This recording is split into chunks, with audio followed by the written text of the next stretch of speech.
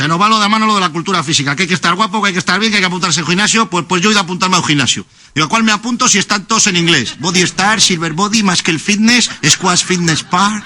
Qué tiempos aquellos cuando un gimnasio se llamaba Espartaco. Reventabas, cogías tu bolsa de merienda, soy el socio 8 del Espartaco. Ahora vas al gimnasio, te da como vergüenza. ¿A qué gimnasio vas? Al Squash Fitness Park. ¿Y qué haces ahí? Dices, taekwondo de mantenimiento. Vienen todos, me muelen a patadas y según las patadas que me den, unos días me mantengo y otros no me puedo mantener. Yo además vi las pesas en el suelo y quería que era hacerlas rodar. Venga, bonita, la de 50, venga, vamos, para acá, para allá, tenga la de 40, yo estoy como un toro. Vino el monitor y me dijo, las tienes que levantar varias veces. Toqué las pesas, no cuidan los detalles, están heladas. Ponle unos manguitos de franela, haz el favor, hombre.